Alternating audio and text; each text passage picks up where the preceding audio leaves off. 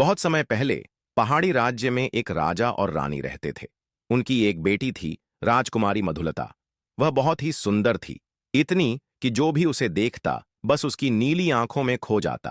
राजकुमारी की सुंदरता के साथ साथ उसके अंदर एक और भी खूबी थी कि वह बहुत ही भाग्यशाली थी। राजकुमारी मधुलता का जब जन्म हुआ था, तब उसके माता पिता ने उसका भविष्य जानने के लिए राज्य ज्योतिषी से सलाह ली थी। राज्य ज्योतिषी ने बताया था कि राजकुमारी बहुत ही भाग्यशाली, और ऐसा ही हुआ। जब वह युवा होने लगी तो सुंदरता के साथ साथ वह भाग्यशाली भी थी, क्योंकि जब वह अपने होंठ खोलती तो उसके अधरों से मोती गिरते, और जब चलती तो उसके पैरों के दोनों तरफ बहुमूल्य रत्न बिखरने लगते। इतना ही नहीं, उसके युवा होने तक उसके पिता उस क्षेत्र के सबसे धनवान और संपन्न राजा बन गए। राजकुमारी का एक और विशेष गुण यह था कि वह सोने की एक माला धारण किए रहती थी, जो जन्म से ही उसके गले में थी। जब उसके बारे में माता पिता ने राज्य ज्योतिषी से पूछा था, तो उन्होंने बताया था, यही माला इसका जीवन है। इस हार को इसके गले से कभी ना उतारना और इसकी रक्षा करना। इसीलिए रानी ने बेटी को बताया था कि इस हार को कभी ना उतारे और सदा ही गले में पहने रखे। राजकुमारी के युवा होने पर उसके 16वें जन्मदिन पर राजा ने उसके लिए सोने की चप्पलें उपहार में दी। राजकुमारी ने पिता को धन्यवाद दिया और अपनी सेविकाओं के साथ वहीं चप्पलें पहनकर वह पहाड़ों में सैर करने जाती है। इससे उसके नाजुक पैरों की सुंदरता और भी बढ़ जाती। एक दिन राजकुमारी अपनी सेविकाओं के साथ पहाड़ पर बने महल के आसपास जंगली फूल चुन रही थी कि उसका पैर फिसल गया। उसके एक पैर की चप्पल बहुत नीचे खड़ी ढलान से नीचे गिर गई। राजकुमारी ने अपने सेवकों को सोने की चप्पल ढूंढने के लिए भेजा। कुछ समय बाद वे लौटे, मगर उनको वह सोने की चप्पल ना मिल पाई। जब राजा को यह सूचना मिली तो उन्होंने घोषणा की कि जो भी इस चप्पल को ढूंढकर लाएगा उसे अच्छा खासा इनाम मिलेगा। राजकुमारी के एक पैर की चप्पल ढूंढने की बहुत कोशिश हुई, मगर कोई न ढूंढ पाया। कुछ समय बाद कौशल प्रदेश का एक युवा राजकुमार उन पहाड़ों से गुजर रहा था कि उसे जंगल के बीच राजकुमारी की वह चमकती हुई चप्पल मिल गई। उसने यह चप्पल उठाई और अपने महल में पहुंचकर अपनी मां को दिखाई। मां ने कहा, बेटे, यह अवश्य ही किसी सुंदर राजकुमारी की चप्पल है। यदि यह चप्पल इतनी सुंदर है तो वह कितनी सुंदर होगी। उन्होंने सभी दिशाओं में अपने दूत भेजे, जिससे वे पता लगाए कि यह खोई हुई चप्पल किसकी होगी। कई दिनों तक कहीं से कोई सूचना प्राप्त न हुई, लेकिन कुछ दिनों बाद राजा के दरबार में कुछ यात्रियों ने सूचना दी कि बहुत दूर के एक पहाड़ी प्रदेश में एक राजा रहता है, जिसकी बेटी की एक सोने की चप्पल गिर गई थी। राजा, रानी और कुछ सलाहकारों ने कहा कि यह चप्पल निश्चित ही उस राजा की बेटी की ही है। रानी ने अपने बेटे से कहा, बेटा, अब तो यह निश्चित है कि यह सोने की चप्पल दूर के उस पहाड़ी राजा की पुत्री की है, इसलिए तुम उसके महल तक यह चप्पल लेकर चले जाओ। यदि वह तुम्हें सोना चांदी या धन इनाम के तौर पर दें तो स्वीकार नहीं करना, बल्कि उनकी बेटी का हाथ मांगना। राजकुमार ने वैसा ही किया जैसा उसकी माता ने कहा था। कई दिनों की लंबी यात्रा तय करने के बाद वह पहाड़ी क्षेत्र के चंपा प्रदेश पहुंचा। वह राजा से मिला और कहा, मुझे आपकी बेटी की यह चप्पल मिल गई है, वही लौटाने आया हूं। राजा प्रसन्न हुआ और पूछा, आपको क्या इनाम चाहिए? मैं आपको घोड़े दूं, चांदी दूं, सोना दूं, क्या दूं? राजकुमार ने कहा, मुझे इनमें से कुछ भी नहीं चाहिए। मैं मैदानी क्षेत्र से आया हूं। यहां से दूर एक कौशल प्रदेश के राजा मेरे पिता हैं। मैं उन्हीं का पुत्र हूं। मैं कुछ महीनों पहले यात्रा कर रहा था, और जब इस सुंदर पहाड़ी क्षेत्र में आया तो यह चप्पल मिली। मैं बहुत लंबी यात्रा करके दोबारा यहां पर खोई हुई चीज लौटाने आया हूं। आप मुझे घोड़े इत्यादि देंगे तो मैं वह स्वीकार नहीं करूंगा, परंतु यदि आप मान जाएं तो मैं आपकी पुत्री हाथ मांगना चाहूंगा। यदि आप मेरा उसके साथ विवाह करने की अनुमति दें तो वह मेरे लिए सबसे बड़ा उपहार होगा। राजा ने कहा, यह मेरे हाथ में नहीं है। मैंने प्रतिज्ञा ली है कि मैं अपनी पुत्री का विवाह उसकी मर्जी के खिलाफ नहीं करूंगा। यदि उसे कोई आपत्ति ना हो और वह आपको पसंद करे तो मुझे भी कोई आपत्ति नहीं होगी। जब राजकुमार पहाड़ी पर बने महल के अंदर आ रहा था, तभी राजकुमारी ने उसे देख लिया था।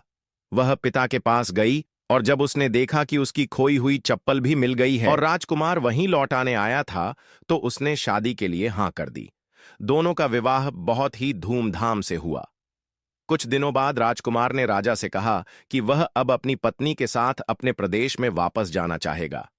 राजा और रानी ने उसे अनुमति दे दी और राजा ने कहा, यह हमारी आंखों का तारा है, इसका ध्यान रखना, और जो इसके गले में सोने का हार है, इसे कभी ना उतरने देना, क्योंकि इसमें इसकी जान है।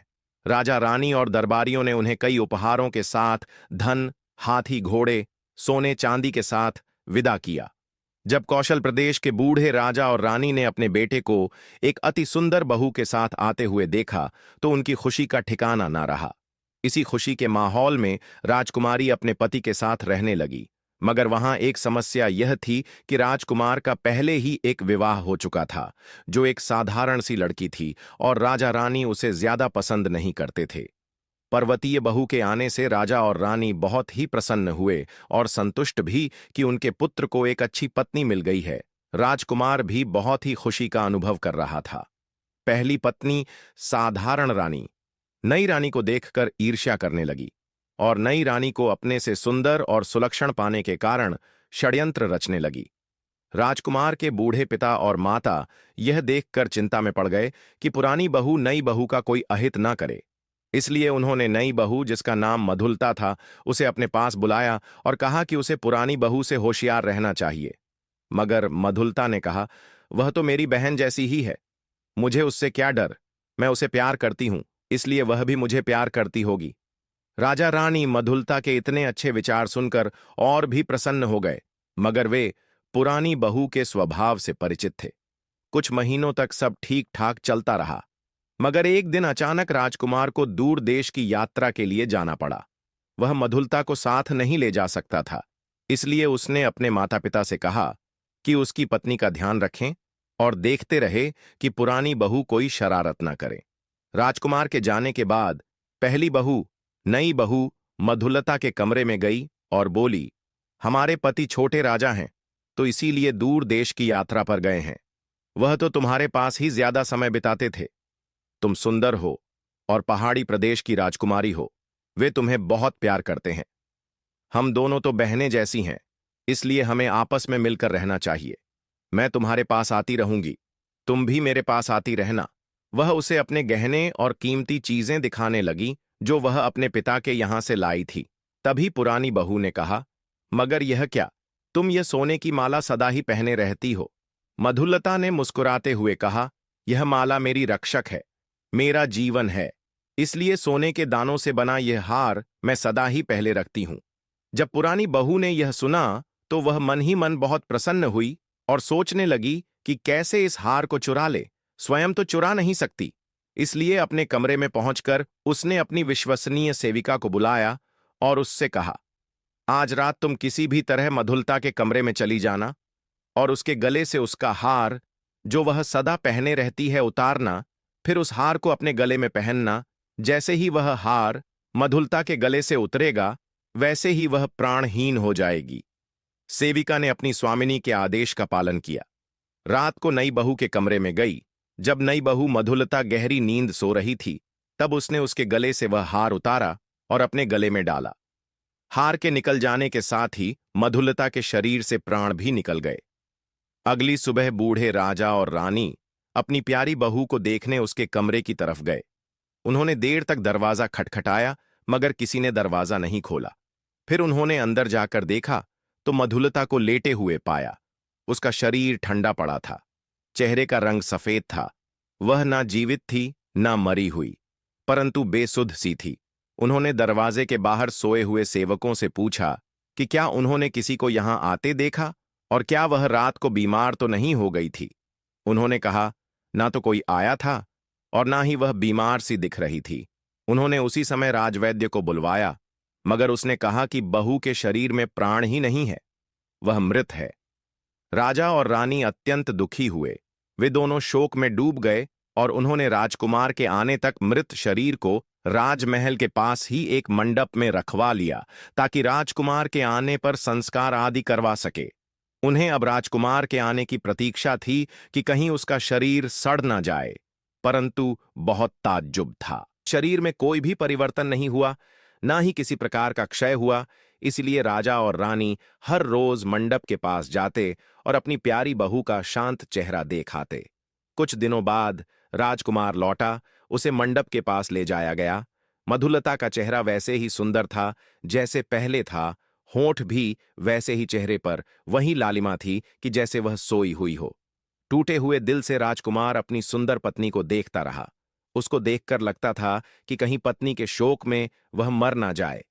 वह अपने भाग्य को कोस रहा था कि क्यों उसे दूर के प्रदेश की यात्रा पर जाना पड़ा। ना वह जाता, ना वह इसके अंतिम क्षणों और अंतिम संवाद से वंचित रहता। वह पूरा दिन मंडप के सामने विलाप करता रहा।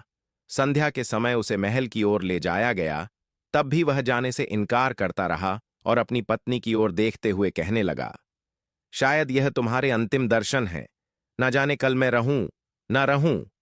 मेरी मनोरम प्यारी पत्नी मेरी मधुल्लता बूढ़े राजा और रानी को लगा शायद उनका बेटा राजकुमार पागल ना हो जाए या उसकी भी मृत्यु ना हो जाए, इसलिए उन्होंने उसे दूसरे दिन मंडप की ओर जाने से रोक दिया। जिस सेविका ने मधुल्लता के गले से हार उतारा था और अपने गले में पहना था, वह शाम को सोते समय वह हार तथा अपनी चूड़ियां आदि उतारती और अगली सुबह फिर पहन लेती।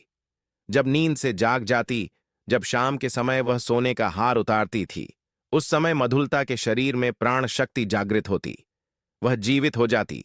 जब सेविका वह हार फिर से पहन लेती तो मधुलता फिर से मृत सी पड़ी रहती।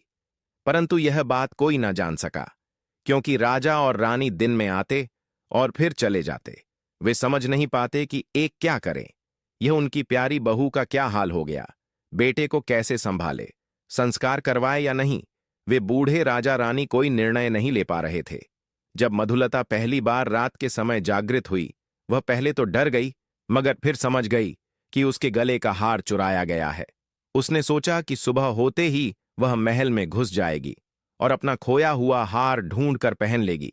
मगर वह सुबह कभी ना आई, क्योंकि सूर्य की पहली किरण फूटते ही सेविका हार पहन लेती थी। मधुलता रात को सामने के पोखर से पानी पीती थी और फिर अपनी जगह पर लौटकर सुबह का इंतजार करती, न कोई भोजन न कुछ खाने को। परंतु जब वह पोखर की तरफ जाती तो चलते समय अपने आप पहले की ही तरह रत्न जवाहर बिखरते जाती। पगलाया सा राजकुमार जब अगले दिन मंडप के पास गया तो उसने मंडप के सामने से पोखर की तरफ कुछ कीमती तो अचंभे में पड़ गया। उसे लगा कि हो ना हो, उसकी पत्नी मधुलता के शरीर में अभी भी प्राण शक्ति का कोई अंश बचा है। वह सारा दिन देखता रहा कि उसकी पत्नी का बेसुध पड़ा शरीर कोई हरकत करे, मगर ऐसा कुछ ना हुआ, क्योंकि वह रात को ही जागृत होती थी। निराश होकर वह वापस महल में चला गया। वह अगले दिन मंडप की ओर नहीं गया और सारा दिन उदासी में काटा। महल के लोगों को लग रहा था कि शायद वह भी अब ज्यादा दिन जिएगा नहीं, क्योंकि उसने खाना पीना भी छोड़ दिया था। शाम के समय भी वह उदास था, मगर सोच रहा था कि रत्न और जवाहर मंडप के आसपास कैसे आए होंगे। वह उठकर मंडप की ओर चला गया। वहां बैठा तो क्या देखता है कि कोई स्त्री मंडप से निकलकर पोखर की तरफ जाने लगी है। पहले तो उसे लगा कि कोई परी होगी, मगर फिर अपनी पत्नी को दूर से ही पहचान गया। जिस ओर से मधुलता पोखर की तरफ गई, उस तरफ पथ पर कीमती मणियां बिखरने लगीं। उसे ताज्जुब हो रहा था, जैसे कोई सपना देख रहा हो। जब मधुलता ने किसी के चलने की आवाज सुनी तो वह डर गई। अंधेरे में कुछ भी साफ साफ दिखाई नहीं दे रहा था। फिर राजकुमार ने पुकारा, मधुलता, मैं तुम्हारा पति हूं। मधुलता ने आवाज पहचानी और मंडप के पास आई, जहां दीप जल रहा था। दोनों ने एक दूसरे को देखा। मधुलता ने कहा, नहीं, आप सपना नहीं देख रहे हैं। इस समय मैं जीवित हूं। मैं ही आपकी मधुलता हूं, मगर दिन में मर जाती हूं। आपके जाने के बाद किसी ने मेरा जीवन हार चुराया है। राजकुमार ने उसके गले की तरफ देखा तो वहां वह हार था ही नहीं, जिसकी मधुलता के माता पिता ने रक्षा करने को कहा था। वह वहीं मंडप पर उसके साथ बैठा रहा और कहा, तुम चिंता मत करो, मैं वह हार ढूंढकर कल तुम्हारे पास आऊंगा। मैं पूरे महल की तलाशी लूंगा। वह सारी रात वहां बैठा रहा और सुबह होने से पहले महल में वापस आ गया।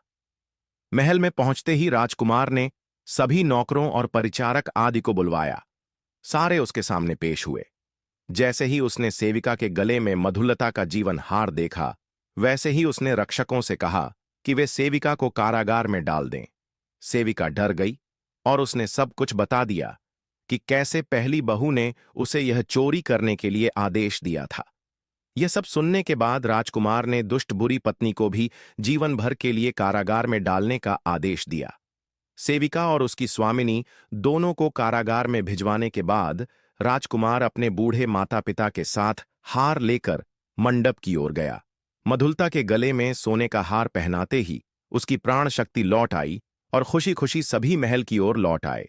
बूढ़े राजा और राजमाता की आंखों में नई चमक लौट आई कि उनके बेटे का उजड़ा संसार फिर से बस गया।